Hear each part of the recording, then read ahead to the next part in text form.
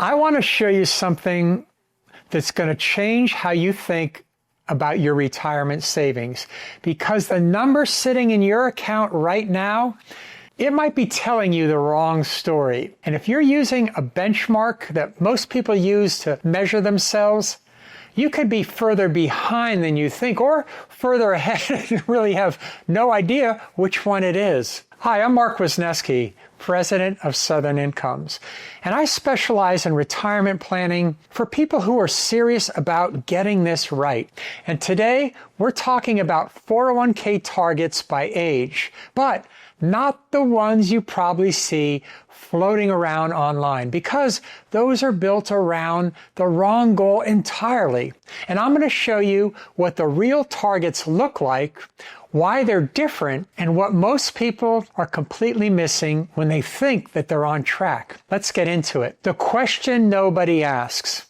Here's the thing nobody tells you about retirement planning. The question everyone asks, how much do I have, is only half of what matters. The question that actually determines what your retirement feels like is the one that most important that people don't ask. And that question is, where is it at? Because here's what where does. Where your money sits determines how much of it you actually keep. It determines what tax bracket you're sitting in when the IRS forces you to start taking money out. It also determines whether none of your Social Security becomes taxable, or whether up to 85% of your benefit is included as taxable income. It determines whether Medicare is charging you hundreds of extra dollars every single month or not. And here's what most people don't realize until it's too late.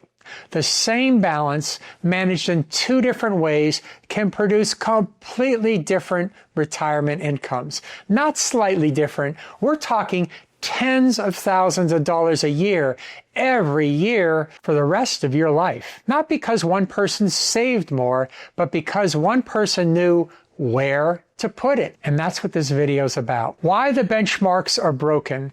Before we get into the targets, I want to show you something that should make you skeptical about every benchmark you've ever seen. The average 401k balance for someone in their 50s right now is about $629,000. Maybe you've seen that number before. Maybe you've even gone out and compared yourself to it. But the median, that's the number that represents the actual middle of the pack, $246,000. That's not a rounding error. That's $383,000 of gap. And it exists because a small number of very aggressive savers pull that average up, while the majority of people have far, far less. So when you compare yourself to the average and feel okay, you're measuring yourself against a bar that most people aren't even clearing. That is not a useful benchmark, and it gets worse. Those published numbers only capture 401k balances, your IRA, your Roth, your 401k, your rollover accounts, your brokerage account. None of that is included. The median doesn't tell you someone's full picture. It just tells you what's in one single box. Now the salary multiple approach. 6 times your income by age 50, 8 times by age 60 is better, but it still has 3 assumptions built into it that are quietly wrong for a lot of people. For instance, it assumes Social Security covers a big chunk of your income gap. It assumes that you'll spend about 20% less in retirement than you do now. And it assumes your tax rate on withdrawals will be about the same as it is today. For most people watching this right now, at least one of those 3 things are going to be wrong, possibly all 3 of them. And the one most likely to hurt you the most is the tax assumption, because that's the number almost nobody's planning for. The real targets built for control. So what targets are actually worth aiming for? Here's how I think about it, and I want to be direct. The further you are from retirement, the more directional these are. They're a compass, not a contract. But here's why they're built differently than anything you've seen online.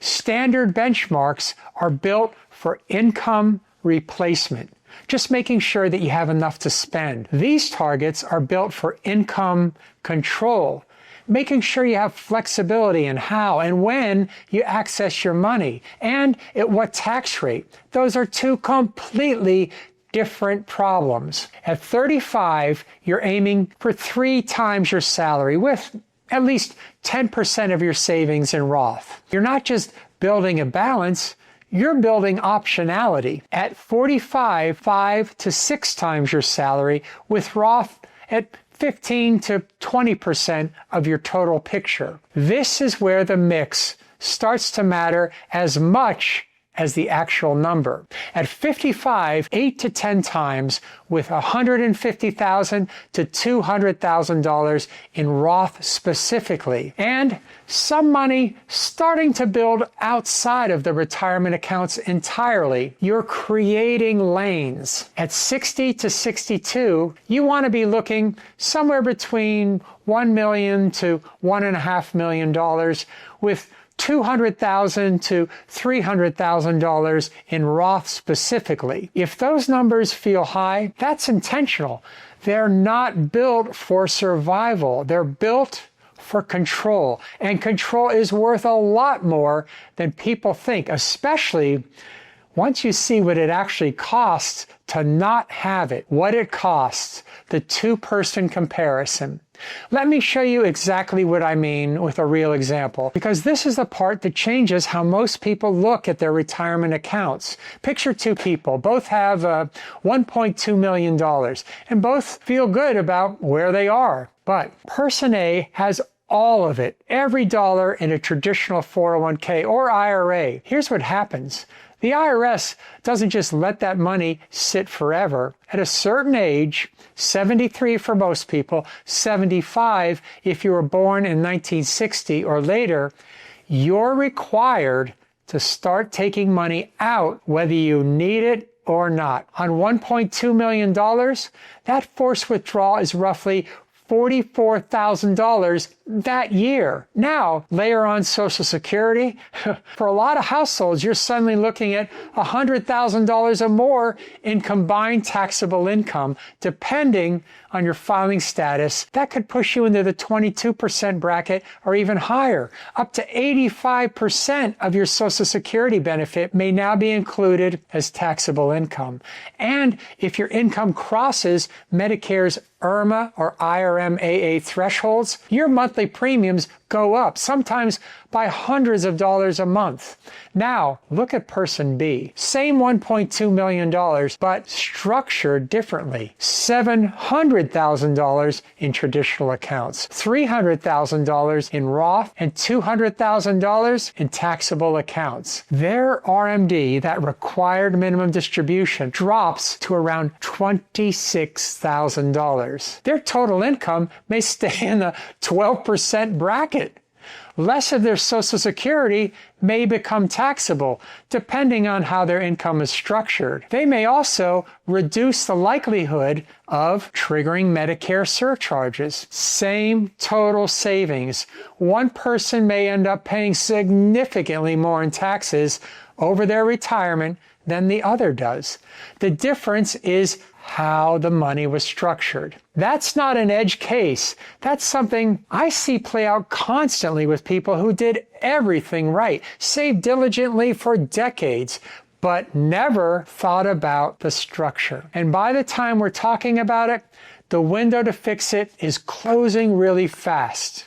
The catch-up window is open right now. Now, if you've been doing the math while watching this, and you're not close to those targets, I want you to hear this clearly. The gap is almost always smaller than it feels from where you're standing. And here's why. In 2026, once you turn 50, you could put $32,500 into your 401k. And if you're between 60 and 63, a provision called the super catch-up raises that to $35,750 a year. Add an employer match match on top of that. That is a serious amount of money moving in the right direction every year. Depending on contributions, employer matching, and of course market performance, a focused savings strategy in those years can substantially improve your retirement outlook, far more than most people expect when they first sit down and run their numbers. The clients I've seen go from feeling completely behind at 55 to genuinely excited about retirement just within a few years. And it's not because something magical happened. It's because they just stopped guessing and started engineering. They committed to the catch-up. They paid attention to the structure, not just the balance. And the math started working for them, not against them. That window is open right now. The question is whether you use it. The real checkup, 2 numbers, not 1. Here's the thing about most retirement checkups. People look at 1 number, the balance. They compare it to something that they read online and they feel okay, or maybe they don't, and then they just move on. That is not a retirement plan. What you actually need to check is 2 things. 1, your balance against the target that's built for income control, not just for getting by. 2, your account mix. Are you building Roth alongside traditional? Do you have flexibility outside of your pre-tax dollars? Those 2 things together determine not just whether you can retire, but what retirement actually feels like.